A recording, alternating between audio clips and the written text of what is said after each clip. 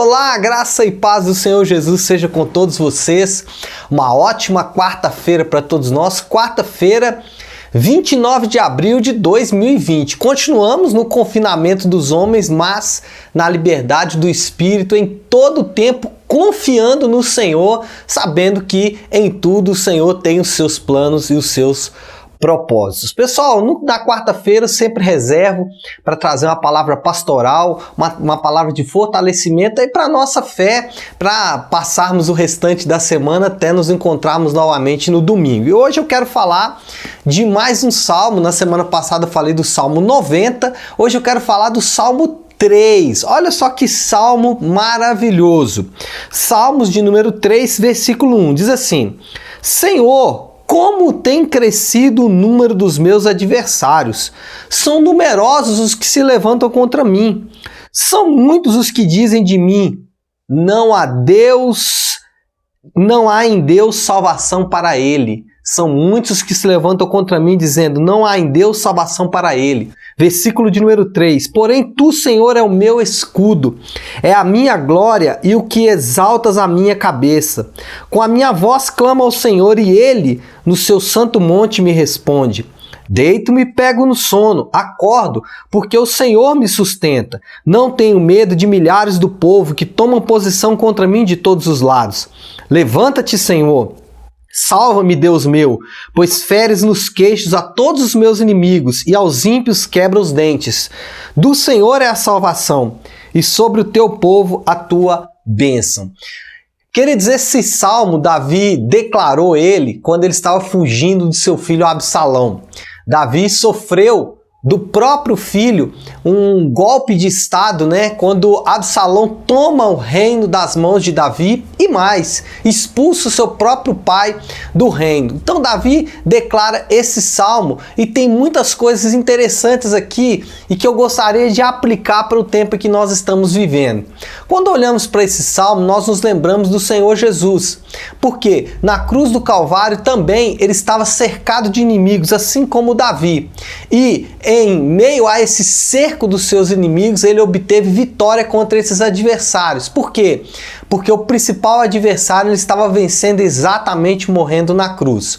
Quando nós olhamos para esse texto e trazemos para a nossa realidade, fica muito claro para mim e para você que o salmista aqui tinha um fator motivador, porque ele vai repetir duas vezes nesse salmo a mesma expressão.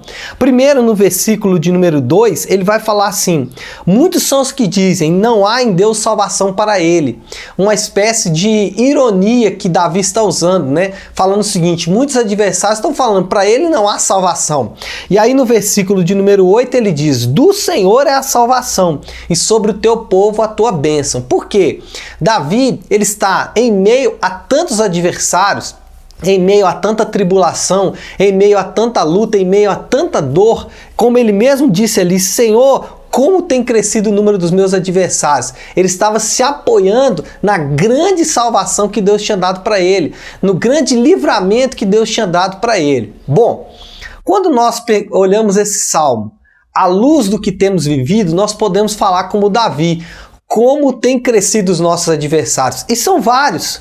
Os adversários têm crescido e se multiplicado a cada dia. A cada dia aparecem novos adversários. E a cada dia nós sentimos mais o que Davi estava sentindo ali: medo, angústia, dor e aflição. Por quê? Porque os dias são maus. Isso é fato. Só que, da mesma forma que Davi, ele se apoiou no maior milagre que ele podia viver, que era a salvação, nós também devemos nos apoiar nisso. Talvez você está esperando o milagre do Senhor, mas deixa eu dizer algo para você. O maior milagre que ele poderia fazer por você, ele já fez, que é a salvação. Lá em Romanos, Paulo vai falar sobre isso. Aquele que não poupou seu próprio filho, acaso ele vai poupar alguma coisa de nós? Não faz sentido. Ou seja, se ele nos salvou, se ele nos livrou da condenação eterna, os outros adversários que são muito menores, ele não nos livraria? Não faz o mínimo sentido.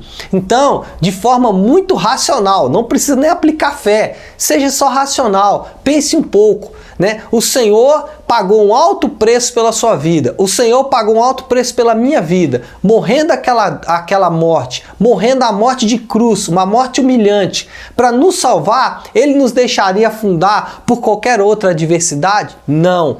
Portanto, a mensagem dessa manhã é a mensagem de Davi, como ele falou aqui no versículo 8. Do Senhor é a salvação e sobre o teu povo a tua bênção. Então eu quero declarar isso sobre a sua vida também. Do Senhor é a nossa salvação e sobre o teu povo a bênção de Deus. Do Senhor é a salvação e sobre nós, o teu povo, está a bênção do Senhor. Então creia nisso hoje, fortaleça o teu coração, aqueça o teu coração, firme-se nessas promessas, firme-se nas promessas de Deus, que já se cumpriram. Irmãos, todas as promessas de Deus se cumpriram em Jesus. Você acha que alguma vai ficar sem cumprir? Não, todas elas se cumprirão. Então aqueça o seu coração com essa verdade, tá bom? Que Deus te abençoe e uma ótima quarta-feira para todos nós.